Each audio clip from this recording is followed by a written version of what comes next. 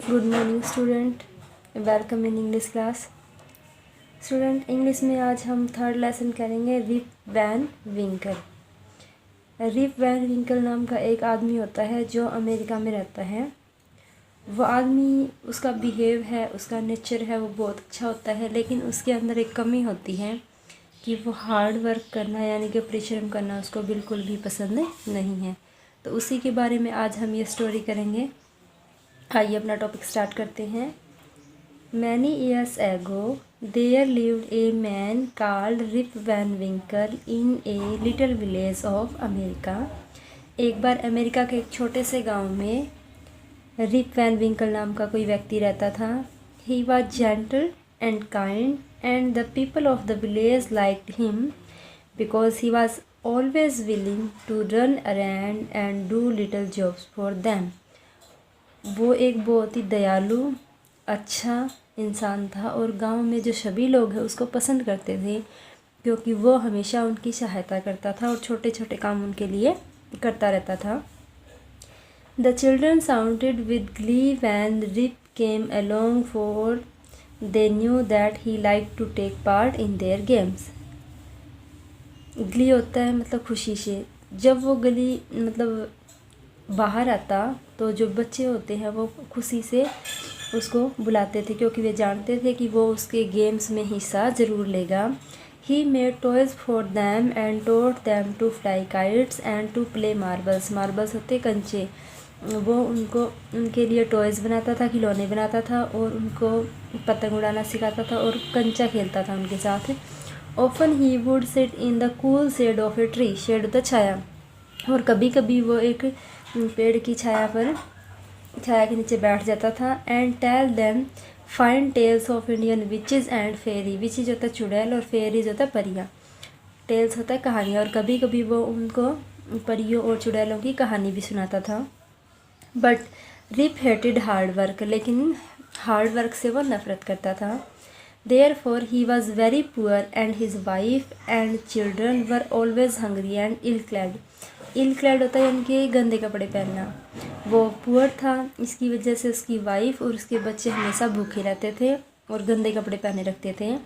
His little farm, खेत, was too badly kept. Weeds grew all over it. The fences were broken down, and his cows were always going astray. Astray होता है गुमराह होना।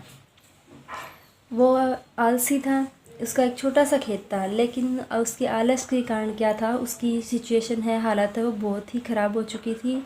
और उसके अंदर जो एक्स्ट्रा पेड़ पौधे थे, अनावश्यक पेड़ पौधे थे, वो लगे हुए थे। और उसकी जो फेंस होते हैं यानी कि उसकी जो बाड़ होती है वो टूटी हुई थी, जिसकी वजह से उसकी गाय है वो वहाँ से निकल जाती थी, अपना रास्ता भूल जाती थी। Day after day his wife scolded him, idle, good for nothing fellow. She always cry, why can't you do a little work on your farm instead of playing with village children? But Rip was not a man to change his habits. मतलब जब हर रोज़ है उसकी wife है उसको डांटती रहती थी। Scold होता है डांटना, मतलब ईडल होता है निकम्मा। भी आप निकम्मे हो, अपने खेत में कुछ काम क्यों नहीं करते, हमेशा वो उसको चिल्लाती रहती थी।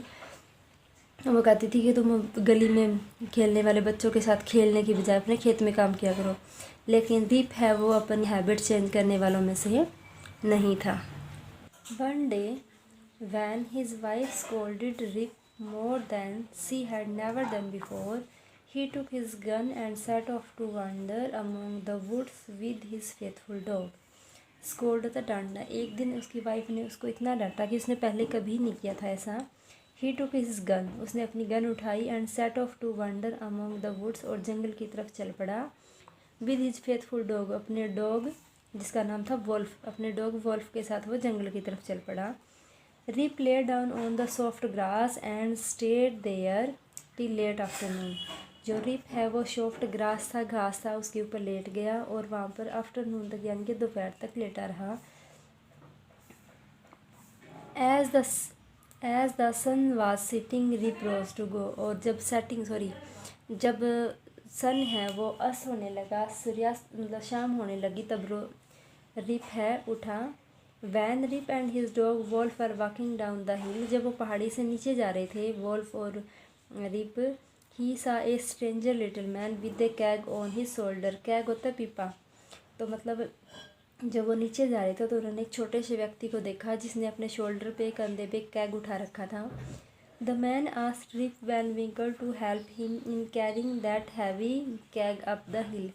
और जो मैन था वो आदमी था, उसने विंकल को अपनी हेल्प करने के लिए बोला और पहाड़ी से उस कैग को ऊपर ले जाने के लिए बोला। Now Rip thought he was idle and never did hard work, was always ready to help other people, so he took the keg upon his shoulder and both the men began to trudge up the hill। तब Rip है वो सोचता है कि मैंने तो कभी hard work किया ही नहीं, लेकिन मैं सबकी हेल्प करता हूँ।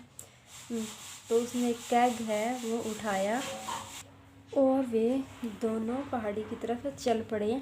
After a little while they come to a hollow among the hills, there Rip saw a crowd of man.